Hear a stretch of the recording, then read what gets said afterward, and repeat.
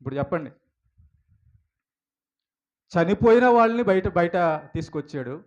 రోగస్తులను రోగం సమస్యలో నుంచి బయటికి తీసుకొచ్చాడు. చెడిపోయిన జీవితంలోంచి బయటికి తీసుకొచ్చేసాడు.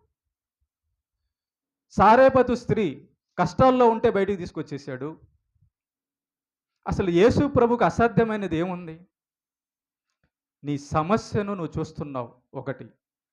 ఆ సమస్య నీకెందుకు వచ్చిందో తెలుసుకోవడం లేదు. 2, ఆ సమస్యకు పరిష్కారం ఏంటో దానికి ప్రయత్నం చేయడం లేదు. సమస్య ఎందుకు వచ్చిందంటే పాపం వలన. ఈ సమస్య మనమే తెచ్చుకున్నాం. మరి ఈ సమస్యకు పరిష్కారం ఏంటంటే దేవునికి ప్రార్థన చేస్తూ దేవుడు చెప్పినట్టుగా నీతి నియమాలతో మనం బతికితే ఆ సమస్యలోంచి దేవుడు మనల్ని గట్టున పడేస్తాడు. టోటల్‌గా ఒకటే మాట. యోనాను చూసినా, దానియేలుని చూసినా, లాజర్‌ని చూసినా, 38 సంవత్సరాల వ్యక్తిని చూసినా, ఈ యొక్క సమరయ స్త్రీని చూసినా వాళ్ళు దేవునికి ప్రార్థన చేస్తూ, అయ్యా మేమింక పాపం చేయము. మేమింక నువ్వు చెప్పినట్టుగా బతుకుతాం, మంచి జీవితం బతుకుతాం అనే నిర్ణయం తీసుకున్నప్పుడు దేవుడు వాళ్ళ సమస్యలోంచి బయటికి తీసుకొచ్చేసాడు. నీ సమస్యకు కారణం ఏంటంటే, మన సమస్యకు కారణం ఏంటంటే, నీతిగా బతికితే దేవుడు మనల్ని ఆశీర్వదించడానికి రెడీగా ఉన్నాడు. మనం చాలామంది ఈ బైబిల్ని పక్కన పెట్టేసి మిగతా ఆలోచనలు, మానవుల ఆలోచనలు, మానవుల బలము, మన ధనము చూసుకొని మనం ప్రయత్నం చేస్తుంటాం. కాదు.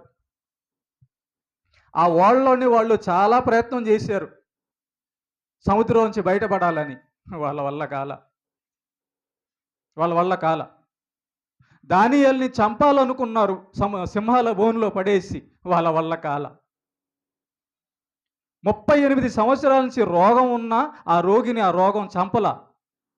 కారణం దేవుని ఆజ్ఞ లేదు. వ్యభిచారంతో ఊరంతా కూడా చెడ్డ పేరు తెచ్చుకున్న దేవుని ఆజ్ఞ ప్రకారం దేవుడి వైపు మారు మనసు పొంది మంచి పేరు తెచ్చుకుని ఆ ఊరిలోనే అనేకులకు సాక్షిగా మారింది సమరయ స్త్రీ.